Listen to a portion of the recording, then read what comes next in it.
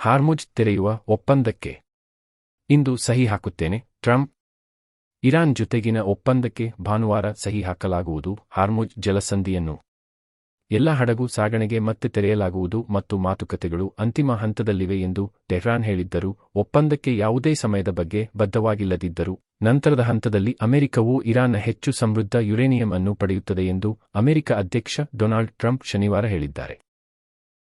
ಈ ಒಪ್ಪಂದಕ್ಕೆ ನಾಳೆ ಸಹಿ ಹಾಕಲು ನಿರ್ಧರಿಸಲಾಗಿದ್ದು, ಸಹಿ ಹಾಕಿದ ತಕ್ಷಣ ಹಾರ್ಮುಜ್ ಜಲಸಂಧಿ ಎಲ್ಲರಿಗೂ ಮುಕ್ತವಾಗಿದೆ. ಇರಾನ್ನೊಂದಿಗಿನ ನಮ್ಮ ಸಂಬಂಧವು ಹಿಂದಿನ ಆಡಳಿತಗಳು ಹೊಂದಿದ್ದಕ್ಕಿಂತ ಹೆಚ್ಚು ವಿಭಿನ್ನ ಮತ್ತು ಉತ್ತಮವಾಗಿದೆ ಎಂದು ಟ್ರಂಪ್ ಸಾಮಾಜಿಕ ಮಾಧ್ಯಮ ಪೋಸ್ಟ್ನಲ್ಲಿ ಬರೆದಿದ್ದಾರೆ. ಒಪ್ಪಂದಕ್ಕೆ ಸಹಿ ಹಾಕಿದ ನಂತರ ದೇಶದ ಹೆಪ್ಪುಗಟ್ಟಿದ ಸ್ವತ್ತುಗಳನ್ನು ಬಿಡುಗಡೆ ಮಾಡಲಾಗುವುದು ಎಂದು ಇರಾನ್ ವಿದೇಶಾಂಗ ಸಚಿವ ಅಬ್ಬಾಸ್ ಅರಗ್ಚಿ ಮಾಡಿದ ಹೇಳಿಕೆಗೆ ವಿರುದ್ಧವಾಗಿ ಟೆಹ್ರಾನ್ಗೆ ಯಾವುದೇ ಹಣವನ್ನು ಒದಗಿಸಲಾಗುವುದಿಲ್ಲ ಎಂದು ಟ್ರಂಪ್ ಹೇಳಿದ್ದಾರೆ. ಆದರೆ ಪರಮಾಣು ಸಮಸ್ಯೆಯನ್ನು ನಂತರದ ಹಂತದಲ್ಲಿ ಪರಿಹರಿಸಲಾಗುವುದು ಎಂಬ ಇರಾನಿನ ಹೇಳಿಕೆಯನ್ನು ಟ್ರಂಪ್ ದೃಢಪಡಿಸಿದಂತೆ ಕಂಡುಬಂದರೂ ಪ್ರಾಥಮಿಕ ಒಪ್ಪಂದದಲ್ಲಿ ಅಲ್ಲ. ಅಸ್ಸಾಂನ ಜೋರ್ಹಾಟ್ನಲ್ಲಿ ಸೇನಾ ವಿಮಾನ ಪತನ, 5 ಸಿಬ್ಬಂದಿ ಸಾವು. ರಷ್ಯಾ ನಿರ್ಮಿತ ಆಂಟೊನೋವ್ N-32 ಸೇನಾ ಸಾರಿಗೆ ವಿಮಾನವು ಅಸ್ಸಾಂನ ಜೋರ್ಹಾಟ್ನಲ್ಲಿ ಶನಿವಾರ ಪತನಗೊಂಡಿದ್ದು, ಭಾರತೀಯ ವಾಯುಪಡೆಯ IAF 5 ಸಿಬ್ಬಂದಿ ಮೃತಪಟ್ಟಿದ್ದಾರೆ. ವಿಮಾನ ಪತನಗೊಳ್ಳುತ್ತಿದ್ದಂತೆಯೇ ಭಾರೀ ಸ್ಫೋಟ ಸಂಭವಿಸಿ ದಟ್ಟ ಹೊಗೆ ಆವರಿಸಿಕೊಂಡಿತು. ದುರಂತ ಸಂಭವಿಸಿದ ತಕ್ಷಣವೇ ಇಡೀ ವಿಮಾನ ನಿಲ್ದಾಣವನ್ನು ಮುಚ್ಚಲಾಯಿತು. ರಕ್ಷಣಾ ತಂಡದವರು ಸ್ಥಳಕ್ಕೆ ಧಾವಿಸಿ ರಕ್ಷಣಾ ಕಾರ್ಯಾಚರಣೆ ಕೈಗೊಂಡರು. ಬೆಳಿಗ್ಗೆ 10 ಗಂಟೆ ವೇಳೆಗೆ ನಿಯಮಿತ ಹಾರಾಟ ಮುಗಿಸಿ ಜೋರ್ಹಾಟ್ ನಗರದಿಂದ 7 ಕಿಮೀ ದೂರದಲ್ಲಿರುವ ರೋರಿಯಾದ ವಾಯುನೆಲೆಯಲ್ಲಿ ಕೆಳಗಿಳಿಯುವ ವೇಳೆ ಈ ಅಪಘಾತ ಸಂಭವಿಸಿದೆ ಎಂದು IAF ತಿಳಿಸಿದೆ. ವಿಮಾನವು ನಿಯಂತ್ರಣ ಕಳೆದುಕೊಂಡು ರನ್ವೇಯಿಂದ ಜಾರಿ ಸಮಾನಾಂತರವಾದ ಟ್ಯಾಕ್ಸಿವೇನಲ್ಲಿ ಹಾದುಹೋಗಿ 2 ಭಾಗಗಳಾಗಿ ಛಿದ್ರವಾಗಿ ಬೆಂಕಿ ಹೊತ್ತಿಕೊಂಡಿತು ಎಂದು ಮೂಲಗಳು ತಿಳಿಸಿವೆ.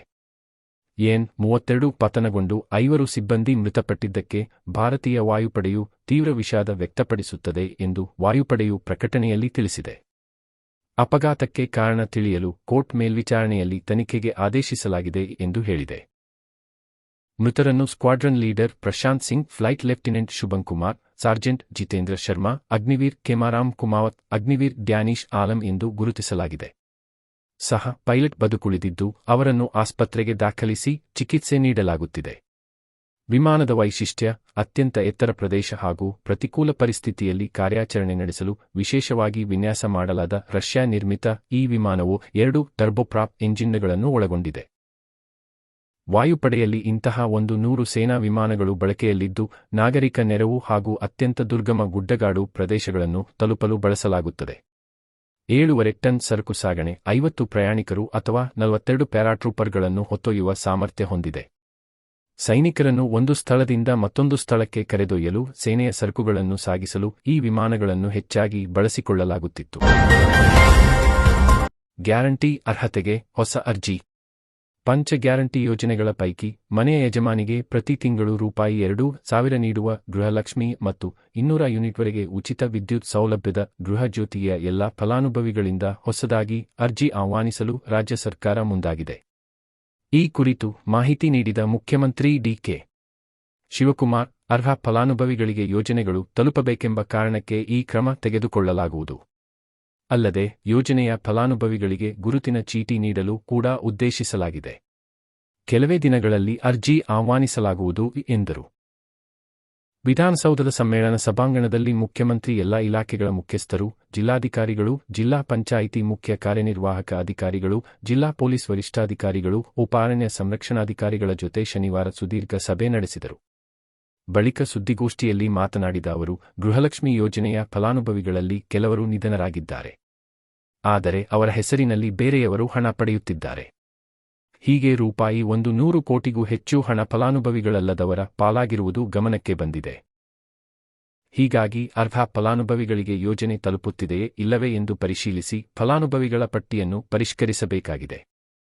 ನಾವು ಈ ಯೋಜನೆಯನ್ನು ನಿಲ್ಲಿಸುವುದಿಲ್ಲ, ಯಾರನ್ನೂ ತೆಗೆದುಹಾಕುವ ಉದ್ದೇಶವೂ ಸರ್ಕಾರಕ್ಕೆ ಇಲ್ಲ. ಆದರೆ ಸರಿಯಾದ ಮಾಹಿತಿ ನೀಡುವ ಅರ್ಹ ಫಲಾನುಭವಿಗಳಿಗೆ ಯೋಜನೆ ತಲುಪಬೇಕು ಎಂಬ ಉದ್ದೇಶದಿಂದ ಎಲ್ಲ ಫಲಾನುಭವಿಗಳು ಮತ್ತೊಮ್ಮೆ ಅರ್ಜಿ ಸಲ್ಲಿಸಬೇಕು ಎಂದು ಅವರು ವಿವರಿಸಿದರು. ಗೃಹಜ್ಯೋತಿ ಯೋಜನೆಯ ಫಲಾನುಭವಿಗಳಲ್ಲೂ ಒಬ್ಬರ ಹೆಸರಿನಲ್ಲಿ 5-6 ಮೀಟರ್ಗಳು ಇರುವುದು ಪತ್ತೆಯಾಗಿದೆ. ಹೀಗಾಗಿ ಯೋಜನೆಯ ಲಾಭ ಪಡೆಯುವ ಮನೆಯಲ್ಲಿ ಫಲಾನುಭವಿಗಳೇ ವಾಸ ಇದ್ದಾರೆಯೇ? ಬೇರೆಯವರು ಇದ್ದಾರೆಯೇ? ಯೋಜನೆ ನಮ್ಮ ರಾಜ್ಯದವರಿಗೆ ಸಿಗುತ್ತಿದೆಯೇ ಅಥವಾ ಬೇರೆ ರಾಜ್ಯದವರಿಗೆ ಸಿಗುತ್ತಿದೆಯೇ ಎಂದು ಪರಿಶೀಲಿಸಬೇಕಿದೆ. ಆ ಕಾರಣಕ್ಕೆ ಫಲಾನುಭವಿಗಳು ಹೊಸತಾಗಿ ಅರ್ಜಿ ಹಾಕಬೇಕು ಎಂದು ಮುಖ್ಯಮಂತ್ರಿ ತಿಳಿಸಿದರು. ಗ್ಯಾರಂಟಿಗಾಗಿ ಮತ್ತೆ ಅರ್ಜಿ ಸಲ್ಲಿಸಬೇಕೆಂಬ ಹೇಳಿಕೆಯ ಬಗ್ಗೆ ಕೇಳಿದ ಪ್ರಶ್ನೆಗೆ ಪ್ರತಿಕ್ರಿಯಿಸಿದ ಮುಖ್ಯಮಂತ್ರಿ, ಗೃಹಲಕ್ಷ್ಮಿ ಯೋಜನೆಗಳ ಲಾಭ ಪಡೆಯುತ್ತಿರುವವರು ಮನೆಯ ನಿಜವಾದ ಯಜಮಾನಿಯೇ ಎಂದು ತಿಳಿದುಕೊಳ್ಳಬೇಕಲ್ಲವೇ? ಒಂದು ಮನೆಗೆ ಒಬ್ಬರು ಮನೆ ಯಜಮಾನಿಯನ್ನು ಆಯ್ಕೆ ಮಾಡಿಕೊಳ್ಳಬೇಕು. ಒಂದೇ ಮನೆಯಲ್ಲಿ ಇಬ್ಬರು, ಮೂವರು ಯಜಮಾನಿಯರಿದ್ದಾರೆ. ಅದನ್ನು ಪರಿಶೀಲಿಸುತ್ತೇವೆ ಎಂದರು. ನಮ್ಮ ಸುಮಾರು 100 ಚಿಲ್ಲರೆ ಕೋಟಿ ರೂಪಾಯಿ ಹಣ ಈಗಾಗಲೇ ಕೆಲವು ಗೃಹಲಕ್ಷ್ಮಿ ಯಾರು ವಯಸ್ಸಾಗಿತ್ತು, ಯಾರು ಯಜಮಾನಿ ತೀರ್ಕೊಂಡಿದ್ರು, ಅದೆಲ್ಲ ಕೆಲವೆಲ್ಲ ತೀರ್ಕೊಂಡಿದ್ದಾರೆ. ಸೊ ಅದಕ್ಕೆ ನಾವು ಮತ್ತೆ ವಾಪಸ್ಸು ಅವಸ್ಥೆಯಲ್ಲಿ ಯಾರಾದ್ರೂ ಫೋನ್ ನಂಬರ್ ಕೊಟ್ಬಿಟ್ಟಿದ್ದಾರೆ. ನಾವು ಅದನ್ನು ತನಿಖೆ ಮಾಡಿಸ್ತೀವಿ. ಮೊನ್ನೆ ಬಾಗಲಕೋಟಲ್ಲಿ, ದಾವಣಗೆರೆಯಲ್ಲಿ ಕೂಡ ಟ್ರೈ ಮಾಡಿದ್ರು, ಬೇರೆ ಕಡೆ ಟ್ರೈ ಮಾಡಿದ್ರು, ಸುಮಾರು ಹಳ್ಳಿಗಳಲ್ಲಿ ಮಾಡಿದ್ವಿ. ಯಾರೋ ನಂಬರ್ಗೆ ಫೋನ್ ಹೋಗ್ತಾ ಇದೆ, ಅವ್ರ ಹತ್ರ ಇಲ್ಲ, ಮಾಹಿತಿ ಇಲ್ಲ. ಸೊ ಯಾರು ನಿಜವಾಗ್ಲೂ ಒರಿಜಿನಲ್ ಹೋಗ್ತಾ ಇದೆಯೋ ಇಲ್ಲೊಂದು ಚೆಕ್ ಮಾಡಬೇಕಾಗಿದೆ. ಅದಕ್ಕೆ ಮತ್ತೆ ಅವರು ಅರ್ಜಿಗಳನ್ನ ಕೊಡಬೇಕಾಗ್ತದೆ. ಯಾರು ನಿಲ್ಸಕ್ಕೆ ಹೋಗಲ್ಲ ನಾವು, ಬಟ್ ಡೆವಲಪ್